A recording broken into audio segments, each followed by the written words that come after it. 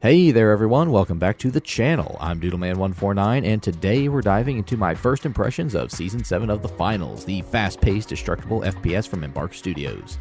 I've spent a decent chunk of time with this season and my take, well, it's pretty average overall, with some highs and lows that are worth talking about. The new Nozomi Citadel map is a standout, the Heavies Healing Orb and the Lights Healing Gun are a bit too strong, and the Battle Pass? Well, let's just say it's not winning any awards, especially that outrageous $30 Ultimate Battle Pass. We'll break it all down, look at what works, what doesn't, and what it means for the game's future. If you're a fan of the finals or just curious about Season 7, then stick around and don't forget to hit that like button if you find this helpful. Let's get started. But before we get into this video is sponsored by myself. That's right, in case you guys didn't know, which to be fair, none of you do, I have my very own merch shop over on Spreadshirt. I've got a few designs based on some stuff I frequently say in my videos and just some other designs that I like. My personal favorite, which I'm actually currently wearing right now, is the True Doodle Fan shirt. The shirts are high quality, soft, and unbelievably comfortable. So if you feel like getting some good clothes and supporting your favorite small YouTuber, why not head over there and snag yourself something nice? You deserve it. The link is in the description. Let's kick things off with the highlight of Season 7, the new map, Nozomi Citadel. This map is easily the strongest part of the season, and it's a great example of what makes the finals unique. Nozomi Citadel is split by The Rift, with one side controlled by Via's sleek, brutalist architecture, think concrete towers and clean lines, and the other by CNS's chaotic, neon-soaked, glitchy aesthetic. The visual contrast is striking, and it creates a dynamic battlefield that feels fresh every single match. The map's design leans heavily into the final's core strengths, environmental destruction. You can blast through the walls, collapse floors, or create new paths with gadgets like the breach drill. Tight corridors encourage intense close-quarters fights, while open areas allow for long-range sniping or chaotic cash-out scrambles. The verticality is also a big plus, letting light players zip around with grappling hooks and heavy smash through obstacles. Compared to older maps like Seoul and Monaco, Nozomi Citadel feels like a good step forward, offering more opportunities for creative plays. It's not perfect, some areas can feel a bit cluttered, but it's a solid addition that keeps matches exciting. If you're jumping into Season 7, this map alone is worth checking out. That is, if you can actually get it to rotate in for you. So, the map's a big win. It's a great showcase of what the finals can do when Embark nails the design. But not everything in Season 7 hits the mark. Let's talk about two gadgets that have been raising some eyebrows.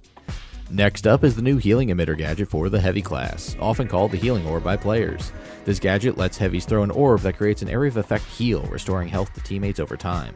It's a cool concept, using friendly fire to heal adds a unique twist to the Heavy support role, but in practice it's a bit too powerful. It's been dominating matches in a way that is hard to ignore.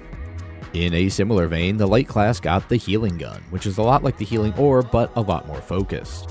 The sheer amount of health you can put out can completely negate the effects of an enemy firing full auto at your teammate, which is a bit much.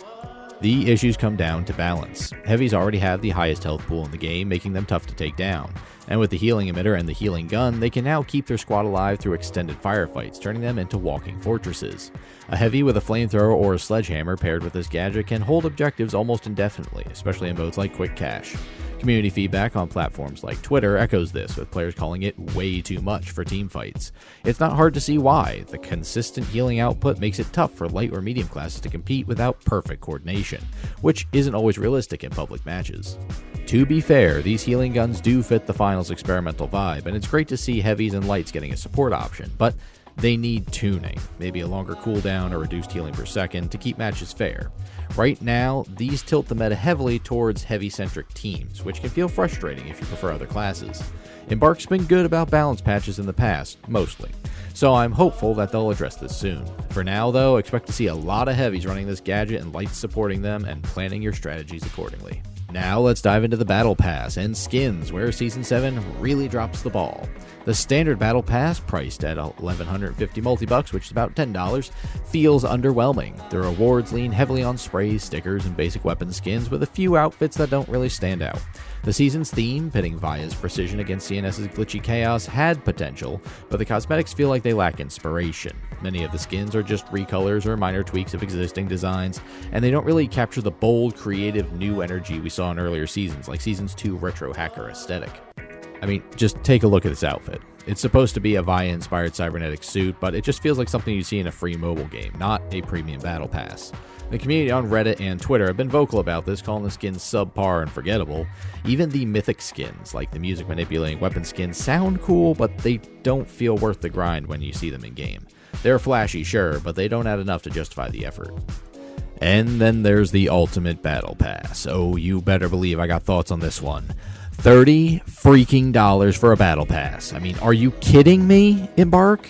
This so-called Ultimate Package gives you the Premium Pass, 1,000 multi-bucks, which is about $10 worth, 20 level skips, which why do you want to skip levels in the battle pass? You're ruining the grind. You're paying to not grind, so you want to play less.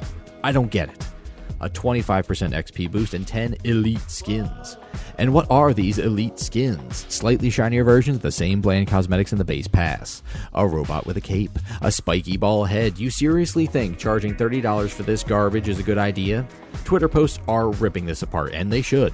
It's a shameless cash grab, and if you're buying this, you're basically begging Embark to keep fleecing you. It's insulting, it's lazy, and it reeks of Nexon's greedy monetization playbook. Wake up and stop throwing your money at this nonsense. The worst part is that the base battle pass feels intentionally weak to push you towards the ultimate pass. Community discussions on Steam and Reddit point out that the standard skins seem watered down, making the elite versions look better by comparison. It's a predatory tactic, and it's disappointing to see the finals, a game built on fun, free-to-play chaos, lean into this kind of monetization. For $30, you could buy a full indie game or two, not a handful of recycled cosmetics that'll be irrelevant next season. So, what's the final verdict on the Finals Season 7? Well, it's a mixed bag that leans towards average. The Nozomi Citadel map is a fantastic addition, showcasing the game's destructible chaos at its best. The Healer Emitter Gadget and the Healing Gun are interesting ideas, but they need a balance pass to stop Heavies from dominating every single match. And the Battle Pass, it is a letdown, with lackluster skins and an absolutely ridiculous $30 Ultimate Battle Pass that is not worth your time or money. The Finals is still the best FPS out there by a landslide, but Season 7 feels like a step backwards in some key areas. If you're a fan, the new map makes it worth playing, but don't feel pressured to spend on the Battle Pass, especially not the overpriced Ultimate version. Embark needs to hear that we want quality over greed, so consider skipping the microtransactions until they step up their game. So, what do you think of Season 7? Are you loving the map, frustrated with the Healing Orb and the Healing Gun, or that $30 price tag on the Battle Pass? Drop a comment below and let me know. If you found this review helpful, give it a like and subscribe for more gaming breakdowns. I'd like to thank you for watching this and making it this far. I'd also really like to thank my loyal of loyalist Patreon patron, Zanetor, for his continued support and for giving me hope that maybe this YouTube thing will just work out. Don't forget to snag yourself something comfy and cool from my merch store. Join Zanetor as a Patreon patron and get access to exclusive videos or become a YouTube channel member for other perks. You've all been amazing. It's nice to talk about a game that I genuinely love, and I hope you enjoyed it too. So remember to like, share, and subscribe and all that regular YouTube BS that no one ever does, and be kind to yourself, because some days you might be the only one who is. I've been Doodleman149, you have been awesome, and I will see you later.